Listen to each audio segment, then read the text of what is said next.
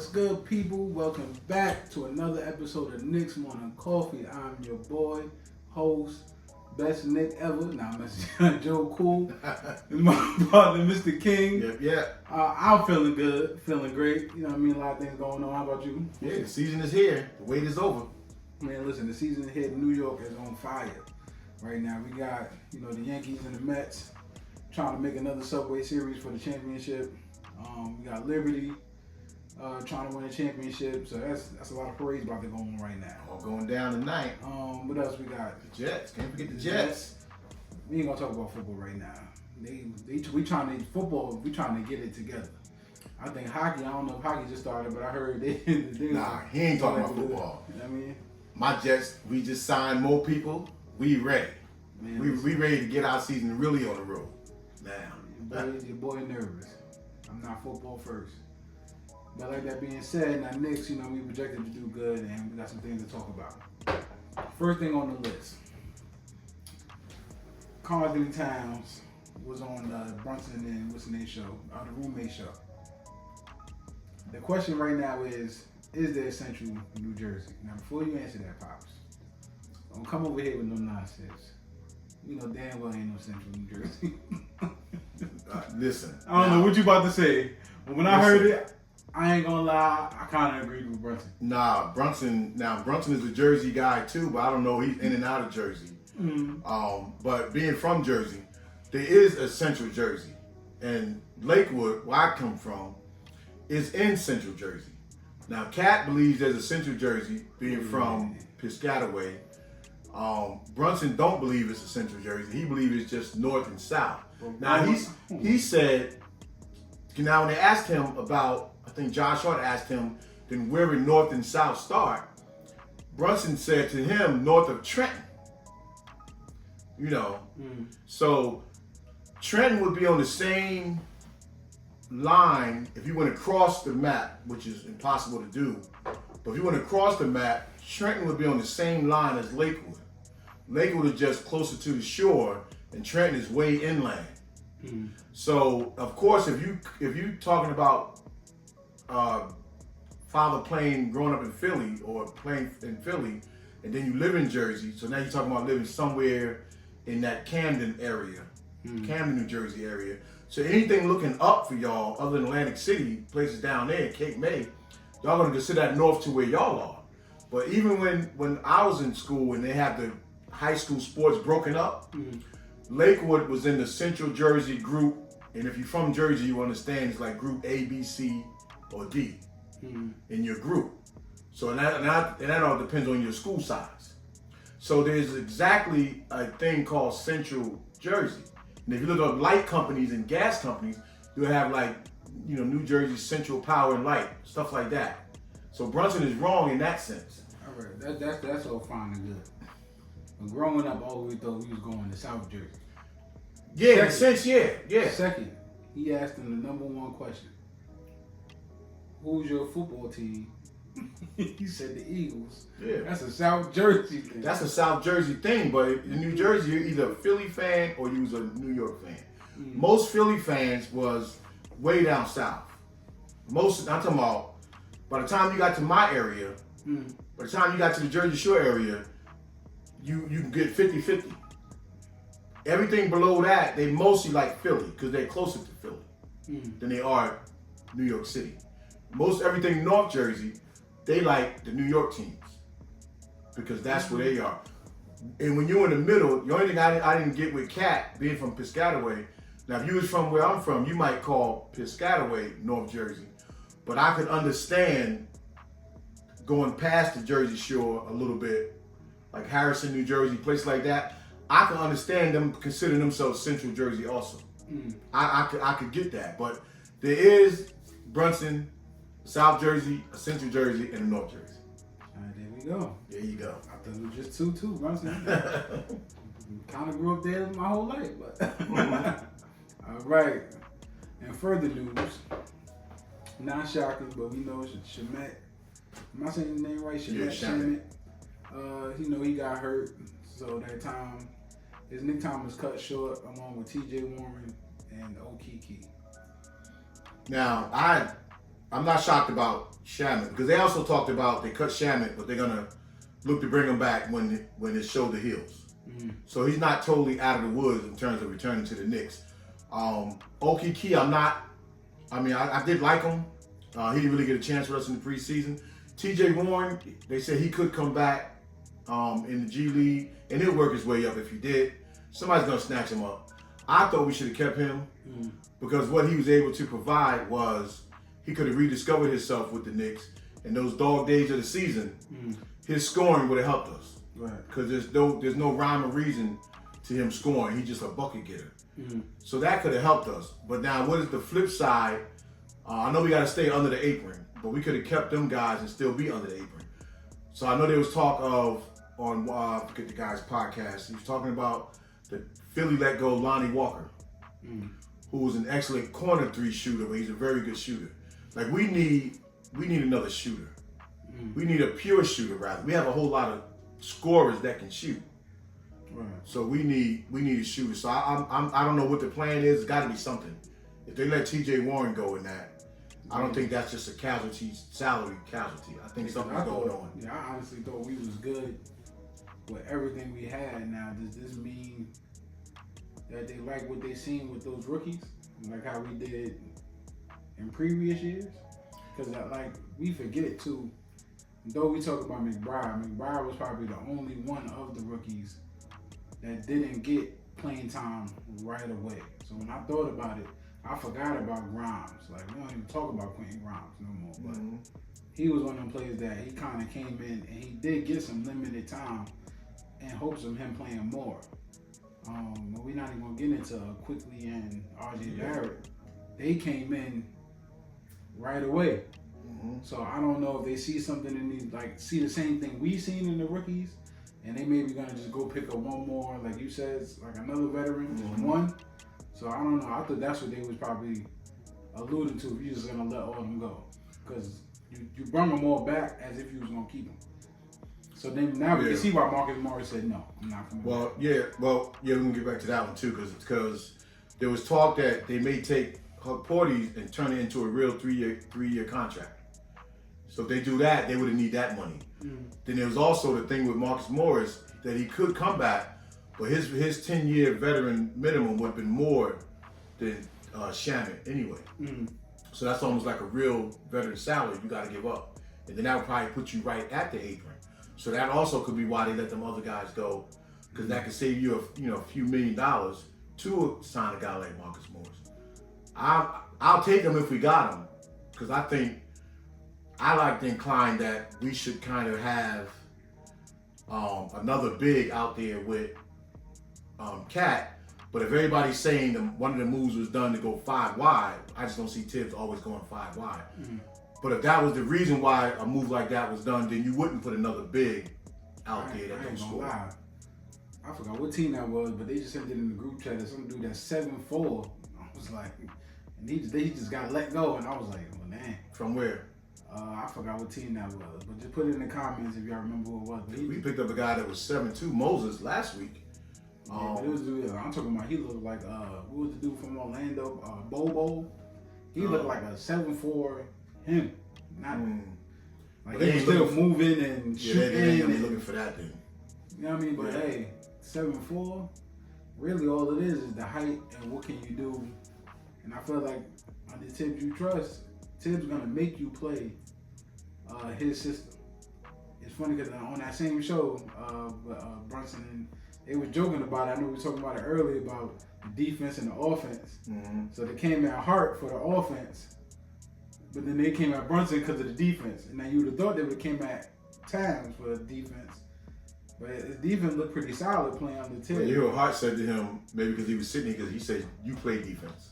You know, I mean, Cat is known to get a block or two. Yeah. He ain't going to, lock his man up, but he'll be there, you know. Because I always thought that, too. When they say play defense, I think in the NBA is, at least can you play team? No, actually, I kind of see. Now, if you just getting dunked on and. No, but I kind of see what they mean in his case, because I look at some of the rotations where Mitchell Robinson would instinctively rotate to that driver on the weak side.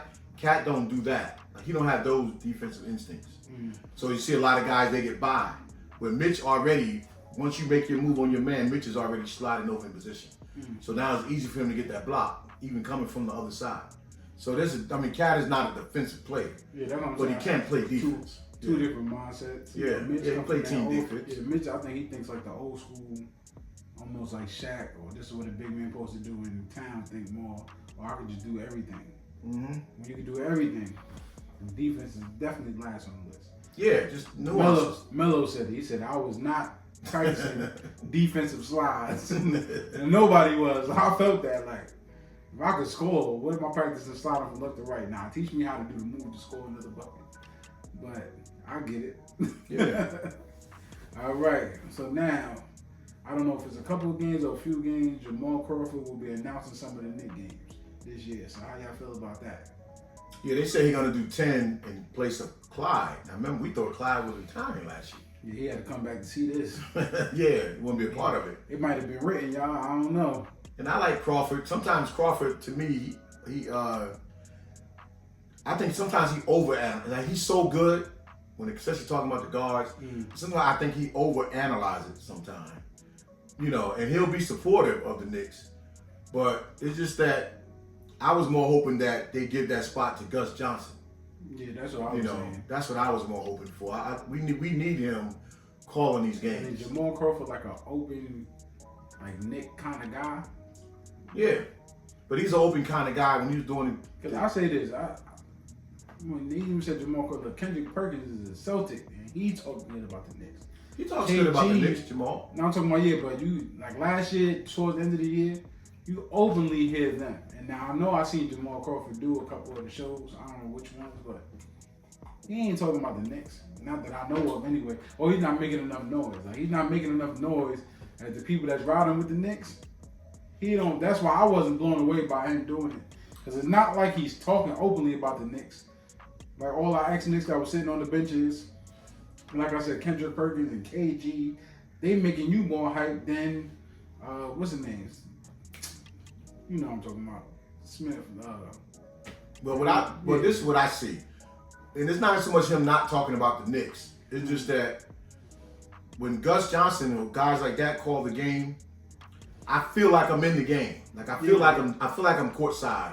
And Jamal, he gives his honest opinion, and he gives a great analysis. I'm not taking away from that. He knows ins and out about the basketball game.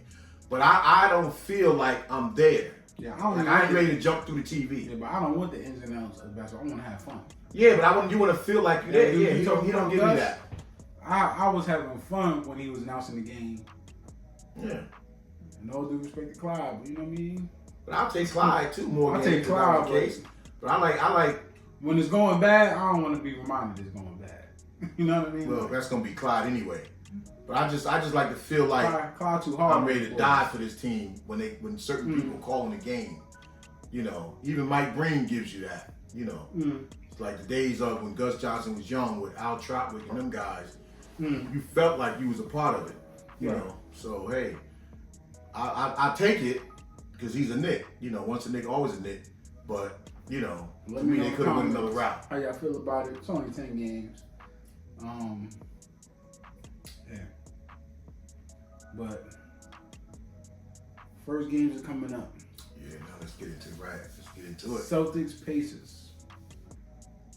What we looking like? 2-0. We smoking them. I'm not even putting a cap on it yet because I'm looking at 2-0. First 10 games. You kind of just to what you're doing. Then by December, you start seeing what kind of team you are. And then historically, well, not historically, but lately, the past few years in December, we make a nice trade. But I think we have enough. If we just start with the Celtics, we definitely have enough to compete. But their first 6 and our first 6 is almost going to break even. And the thing that's going to maybe carry them a little bit more is their continuity. Because they bringing back all 5 starters, you know, and then we bringing back 2 new guys. One who's seemingly fit, which is Bridges, and then the other one is Cat, who fits, and sometimes it's going to be more than Randall because he's going to get way more looks and touches for him than Randall got.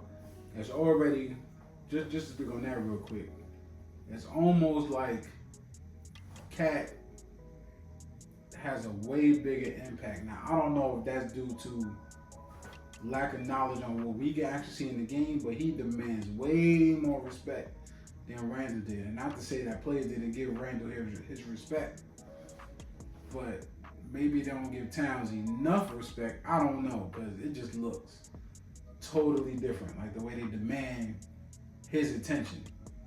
So, how I used to say that it makes Brunson being that makes Randall game easier.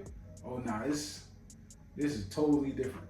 I know they mentioned that too. He was like, going to the basket, is it easier? He said, well, time will tell, but oh yeah, it's looking like it's going to tell soon.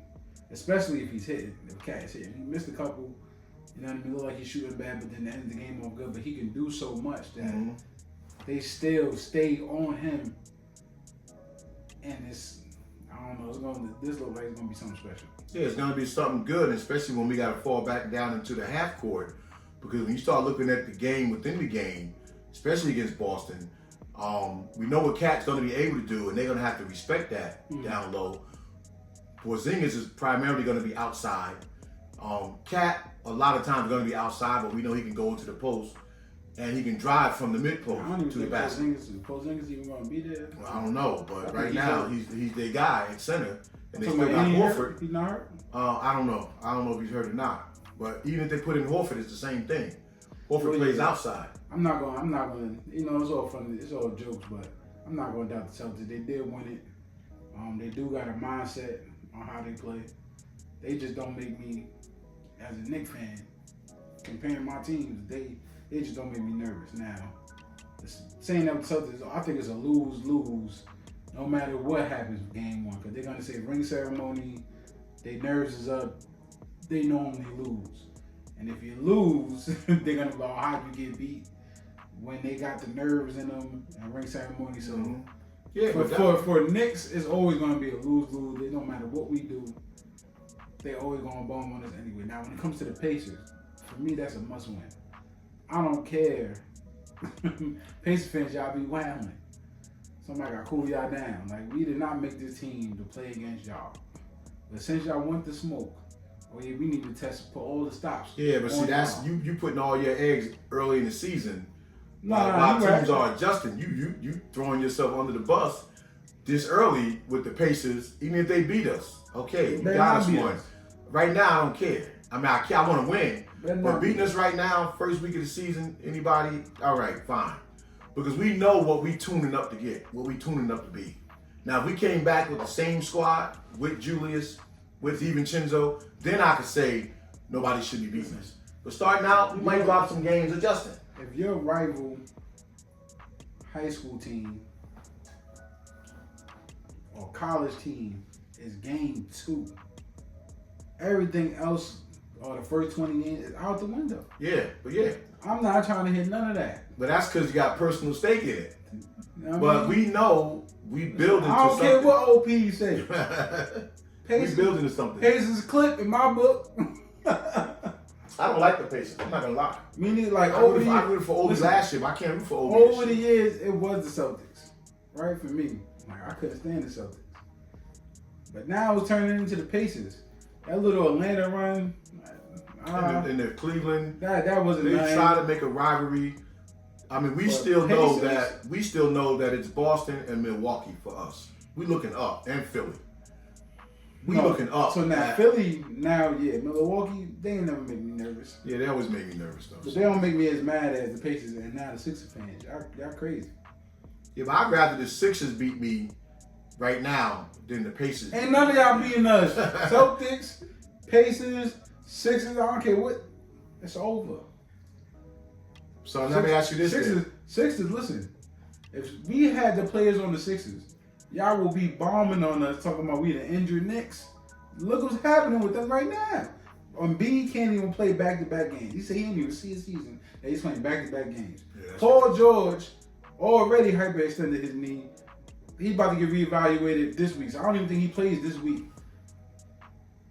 Who else we got over there? Maxey, all right, he gonna play. Yeah, but if now both of those players was on the Knicks, y'all be saying we the injured Knicks. So Hartenstein got hurt, broke his hand already. Did he? Yeah. So Wow. This is all these players that y'all listen. Now we're gonna see what's up. We got players that play hurt. Cat, Brunson, Hart, they shouldn't. But these are players that known just to play hurt. Yeah. Say they ain't even come out. I think Hart came out for some wild injury. How did that happen? And Brunson, it just ran his course because he just had to do way too much. Let me ask you how you feel about the talk about Don't even say Kyle Bridges with his shot. I said it was ugly. I don't know No, not the ugly. Yeah, remember he tried to change it. Now there's talk that he may try to change it. Yeah, change it back to where you was hitting. Yeah, I don't know. You know, I think it'll work itself out when the season starts because you ain't gonna have time to be worrying about why would you change a shot that you make. Listen, if you making it, I could say it's ugly, but if it's working, I know who had that ugly shot. Lonzo Ball. Remember he had that. Yeah. Now it works. It's ugly, but somebody can't even swipe because you bringing it around their hand. You've been shooting like that at the college level or at a high level anyway. So it's not like if they're not playing defense, then they definitely ain't playing defense. Well, I say take it back to your regular shot. That hitch, it don't work for you because now you're thinking as opposed to just shooting it, which is what he used to do. Yeah, I don't know what that hitch is anyway. Well, they said I saw something the other day. They said he was working with Bill Cartwright. Now, Bill Cartwright was a good jump shooting center, right? But he shot with a hitch. You don't need that. The way you have to catch and shoot, and some people can shoot with a hitch, and that's fine if that's your shot. Yeah, I didn't see that there was nothing wrong with his shot in the first place. But that new shot, I seen when he was shooting it. Well, I went back to look to make sure I knew what I was looking at. He was doing it was high. It's a high shot, and it was working. It's still a high shot, but now you got a hitch. Once you got a hitch, now that means you're trying to line it up. And the worst thing a shooter could do is trying to line up a shot. Yeah, that's not you. Now, if a guy like Josh Hart did that, I would understand. Because he's not a value shooter. But a value 3-point shooter, you catch it, you let it go. You don't got time to be thinking about. Josh Hart is lining it up because his arm doesn't really extend. It stays at like that 90 degree. Yeah, because he's not really a shooter. He just can hit it. Yeah. But he hits it, so there's no reason for him to change it. You know what I mean? So I didn't see that there was nothing wrong with Mikal Bridges' shot in the first place. You shoot off the dribble anyway. Everybody can't look like Klay Thompson, right?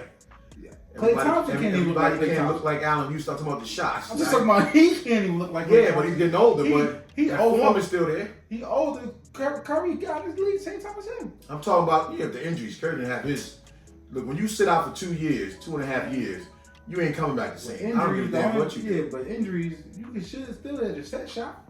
It's just you can't say you bounce it off. Yeah, that's different. For a shooter, call me then. Your legs got to be right. 0-13, you might as well call me then. Then you be 0-26. Listen to this. Nah. All right, so we got to jump on too. While we're on this subject with the Knicks and Celtics, what do you feel with Josh Hart thinking? Now, I said this last week, the past 2 weeks, that I think Josh Hart would serve us better coming off the bench.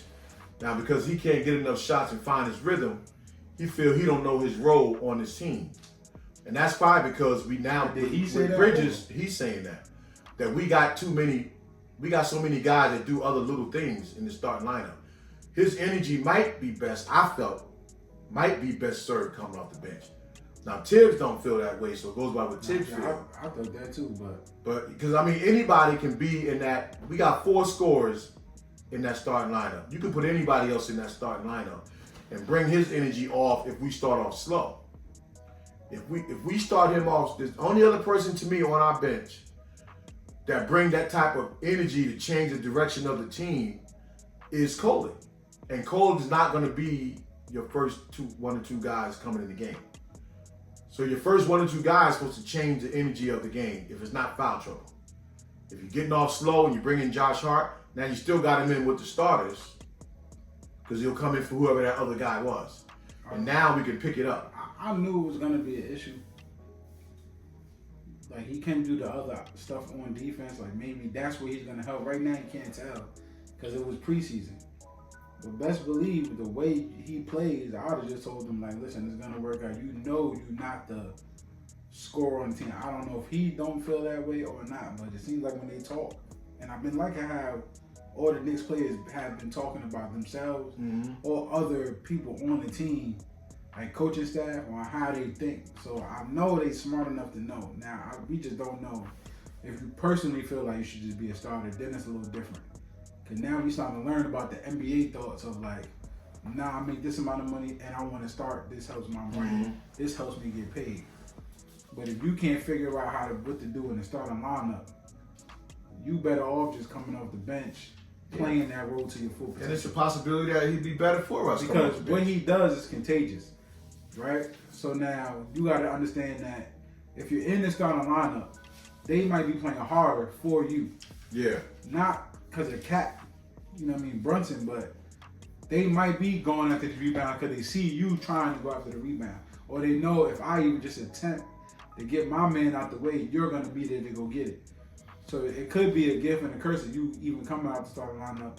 I don't know how I feel about it now, but you being there is like extra security.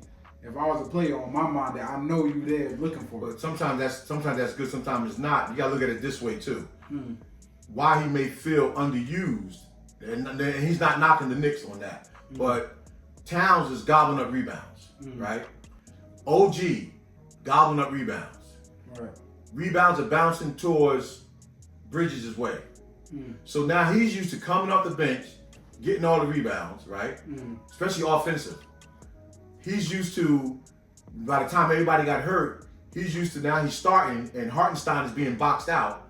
Now he's still flying there for the rebound. And then he's off and running. All right, so now you don't have that element because the rebounds are being secured by the big men. So but my thing I always say, why when you coming in the beginning of the game, there's no reason for you to go crazy. Just get back on defense. Or get back on offense. There's no reason for you to just go in there and let the ball bounce high. So then when they coming out, because Towns got a tendency to get in foul trouble. When they come out, there's no reason for you to come off the bench because you're not in foul trouble. You got a motor to play all game anyway. But it's not the same. It's not the same, but so then you rather come off the bench. What he's saying is that he come off the bench with the other guys who need his services. That's what he's trying to say, is that the starting lineup don't need my services. I don't even guard the best guy anymore because now we got OG and Mikal. You know what I mean? So I don't get the rebound and push it no more because we got guys that already get the rebound, right. And then they outletting it to Brunson. So his services that makes him Josh Hart, the starting lineup don't need it right now because we got all that around the starting lineup and them other four guys. So my value can't shine. It's like a great player go to another team. He could be a 25-point scorer, but not on that team because they already got too many people. The things that made Josh Hart valuable to us, the other guys are doing. Everybody's doing a little bit of that, so he's not as valuable with that starting lineup. Yeah, but I don't know. When it comes to that though, with Josh Hart, it's just the intangible things. He's a Swiss Army knife. When we can't score, he's the one scoring. But think about what you just said. Swiss Army knife is usually reserved for somebody when there's not a whole lot of talent around them. Right. And I look at even days where I had to play center. If I got to play center and I'm not around and I'm the only big man, I play better at center. But if I got to play center and I'm around two or three other big guys, it's not the same because now I don't have that drive and effort to go get it because it's not all on me. So Josh, I think he's right. Tiz will probably never agree with that, so he'll probably stay in the lineup for a while. But I think it's better for us. Yeah, but I still don't agree with it because when we need you, it's called you there. Like everybody's we're not gonna need him as much as we're not gonna really even need all these scorers scoring at all times. No, we are. Mikal Bridges, what should be on his mind first is defense. That's what's on OG. That's what but they don't have to be on their mind. I'm talking about because that's in their DNA. I'm talking about what's in their DNA. We're talking about on the offensive end. But they're gonna play D because that competitive nature and knowing how to play defense. I heard some say something like that, like, I'll do that for free. Yeah, but he's saying that because that's all you work. Yeah, that's all you work, but that's your bread and butter. That's what you need to be doing. Trump would have never been asked, like Bridges last year. He'd never been asked to go out and give me 20. If OG don't play defense how he plays, so what's the difference from having OG than TJ Warren? Because OG brings more intangibles than TJ Warren. TJ Warren is an offensive player. That's what I'm saying, but OG found a way to do those intangibles on the team. And he's looking like he's about to learn how to do it even with Brunson and what's his name getting all the shots anyway. Yeah, because he gets to dart in and get the ball too in the low around the mid area and make his move to the basket. Right. Because Cat goes out a lot. But the things that are hard to do, we don't need you to do it in abundance. We just need you to be annoying and do those little intangible things that you do. Now you don't have to go crazy like you did last year. But he's not Josh Hart if you don't go crazy. That's what I'm trying to say. But he will be Josh Hart when everybody's going to the bench and he has to stay and play with that second. Right, so why not just come in with the second? They're not going to bring him. He's not going to be the one to stay with the second unit if he starts. They're going to go with more somebody if he came in with the second unit and they started taking the second unit out and they put the starters back in, he might just stay anyway. Yeah, I say bring him off the bench. You know what I mean? Like it's not like they're going to take him out with the bench. And that's if you saying Tyler Kolek is playing. No, I'm not saying he's playing. I'm just saying that Tyler Kolek and the other center, though they play good, I can see him thriving with that unit because they're hungry, they want to move the ball. You can be out there being vocal with the second unit. So I get it, but then he would have to make that change now. But you got McBride that's going to play looking for a shot anyway. It's not like he's going to be looking for Hart in the corner for the shot. He's going to be looking for Mikal Bridges in the corner because they're not taking all of them out at one time. Yeah, but I seen that game too. But this is what they look like. You got to look at. All right, let's go to this then, since we're on that subject, because you brought up Kolek and Hakporti. So I saw a thing the other day that Tibbs had. Now this is before letting them other guys go. Tibbs has his 9-man rotation set. Now when Tibbs is going really good, he go 8.5. But he always starts the season anybody could play in his system until we get to December, January. Then he tighten the screws. So if his 9-man rotation is set, we already know the first 6, right? And that would be, we know Josh Hart being the starting lineup. And then you're talking about Precious Achiuwa. So that's the first 6. Then you got to look at Deuce McBride, 7, right? Now, where do you go from there? Who's the other 2 or 1.5 that we know? Hurt. Center. If he wasn't hurt. Who's that? No, we can't go by Mitch. Okay, Mitch is out, so we know we can't go by Mitch. So we know we got up front. We know we got Precious. And then we know Deuce is coming in. Who we forgetting? So, we forgetting somebody, right? Oh, Campaign. Campaign. So, if it's him and Deuce coming in at guards, then probably no more guards. If his 9-man rotation was set, then no more guards are coming in. I think whatever we see in game 2, that's what they're going to be doing. Game 2? Yeah, game 2. Now, how was game, the last game, we started the starters. He did something similar to what he did game 2. I'm trying to remember game. I don't remember game 2. So game 2, instead of bringing a whole second unit out. Yeah, he was subbing them. Yeah. Game 2, he subbed out. So you might have had a combination of Brunson, Mikal, OG, or... Because Dadier got some time with the starters. So he switched it like that. Yeah. That's how it was last year because everybody was injured. I see him, if you got I'm thinking like how any of the other teams would think. If I got the manpower, I'm going to use it. Like Milwaukee. If Giannis comes out, Dame Lillard's still there. When Dame comes out, Giannis is in. You know what I mean? The only time they both out is because of foul trouble or they up by a lot and they can let the bench handle it. If you got 2 powerhouses, they not both coming out at the same time. But teams been known to take out 2 powerhouses. Yeah, if you're winning. Or you just need look at the Lakers. Or you just playing them. Yeah, LeBron and AD always come out. LeBron also in Milwaukee with Middleton and Greek, they would always be out. I don't think it's for a long time. Midway through the second unit is when you probably see a whole 5 different. And LeBron, like I said, I've been watching the starting 5, and they was doing that in the beginning of the season when they was sitting him down. He was like, nah. He was like, I feel like I'm in more shape than. But that was a minute restriction. You know what I mean? So the minute restriction, but. Other than that, it was like he played and maybe only sat down for a little bit. And if they both sat down, it was, Ron, come take a break. I'm about to put both of y'all back out there. I don't know. But next, we got 4. Not including Hart, no disrespect, but 4 guys that's going to probably be scoring and doing things that's been the guy on their team, even if it was just for a minute. And Brunson, Mikal, OG, Towns. Towns was the guy. Brunson was the guy running the team when what's the name was hurt. Mikal Bridges was running the team, then went to another team to run that team. these are 4 guys that was the guy. So Yeah. that's what they not talking about with the Knicks neither. I don't know why. Like Yeah, we got they saying teams role players. No, these are guys that they were trying to turn into being the face of the team, and they act like we never seen it before. Like Paul George, dude on the Heat, Jimmy Butler.